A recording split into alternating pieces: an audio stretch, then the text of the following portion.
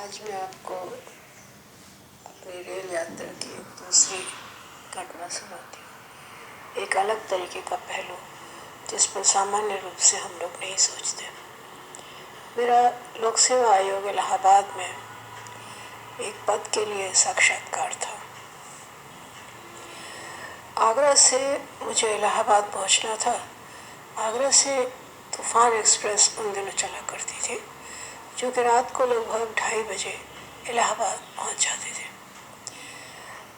उससे जाने से ये सेफ था कि थोड़ी बहुत अगर लेट भी होती है तो मैं एक दूसरे दिन का साक्षात्कार दे सकती थी।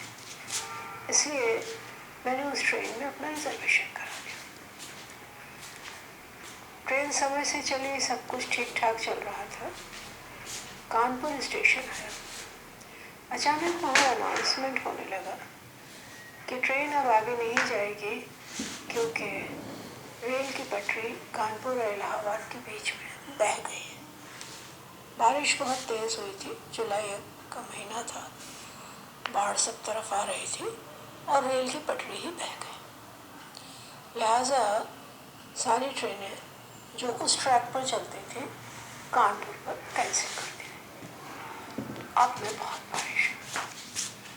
रेलवे से किसी प्रकार की न कोई गाइडेंस, न कोई इंतज़ाम, न कोई पूछने वाला, कुछ नहीं। कानपुर स्टेशन पर उतर करके मैं खड़ी थी। मुझे तो साक्षात्कार के लिए पहुंचना था। मैंने इंक्वायरी से पता किया तो मालूम हुआ कि पीछे से डीलक्स ट्रेन आ तो रही है, जो कि मुगलसराय वाले रूट से कानपुर इलाहाबाद जाएगी, लेकिन वो इतनी थोड़ी सी दूर के लिए उसमें बैठना अलाउड नहीं। उसके बाद ट्रेन सुबह थी, जिससे जाने का मतलब था इंटरव्यू न दे पाना। मैं बहुत परेशान हुई। मैं स्टेशन मास्टर के पास गई, इस उम्मीद में कि स्टेशन मास्टर साहब मेरी कुछ मदद करेंगे। स्टेशन मास्टर साहब ने मुझसे पहला सवाल किया, अकेली जा रही हो? उनकी नज़र में अगर कोई महिला, भले ही वो किसी जिम्मेदार पद पर भी क्यों ना हो, युवा है, कम उम्र की है, तो उसका अकेले सफ़र करना समाज को हर जिम्मेदारी से मुक्त कर देता है कि वो उसके बारे में कुछ सोचे, क्योंकि वो तो है ही गलत। और गलत ना होती तो अकेली क्यों जाती, साथ में किसी अच्छे पुरुष को लेकर के जाती, समर्थ को, जो शायद रेल की पटरी को बहने से रोक लेता या कोई ट्रैक बना देता।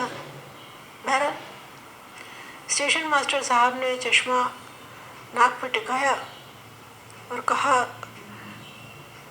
कि भाई अब ये तो सभी के साथ हुआ है, अकेले आपके साथ तो हुआ है। मैंने कहा सर मुझे इंटरव्यू के लिए जाना है, इसके बाद ट्रेन सुबह है, मेरा इंटरव्यू छूट जाएगा। अरे तो नौकरी तो कर ही रही हो। मुझे बहुत गुस्सा आया। मैं खामोश रही, फिर एक बार कोशिश की, क्योंकि दूसरा कोई उपाय नहीं था कि सर अगर डीलक्स में आपकी मेहरबानी से बैठने की जगह हो जाए तो मैं इंटरव्यू दे लूँ। भाई देखिए, हम किसी एक के लिए नियम नहीं बदल सकते हैं। डीलक्स में आज आपको बिठाएं, कल किसी और को, ये तो नहीं हो पाएगा।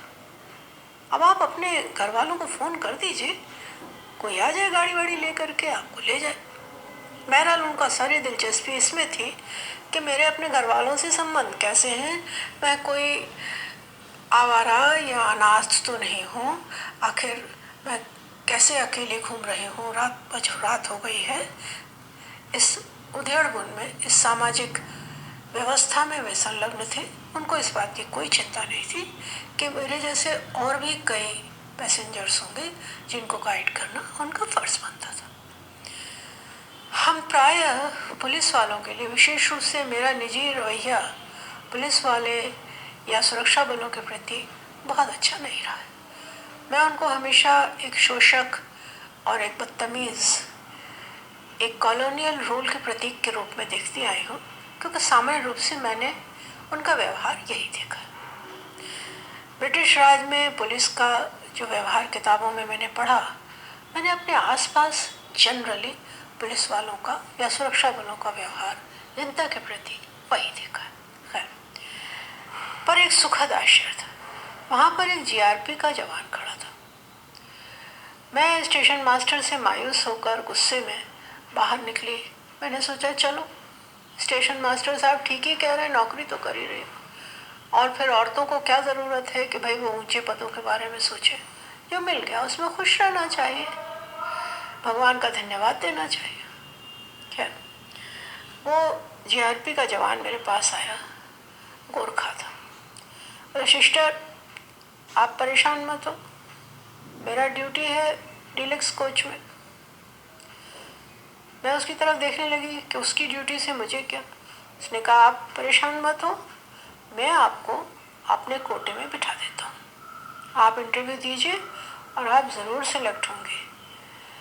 और आप मेरे साथ चलिए, डीलक्स बस आने वाली है। मेरे पास दूसरा कोई रास्ता नहीं था, मैं उसके साथ चली, उस पर भरोसा किया। वो 2 टायर के कोच में गया। वहाँ पर एक जीआरपी का जवान और लेटा हुआ था। उसने उससे कुछ कहा, वो उठ करके खड़ा हो गया।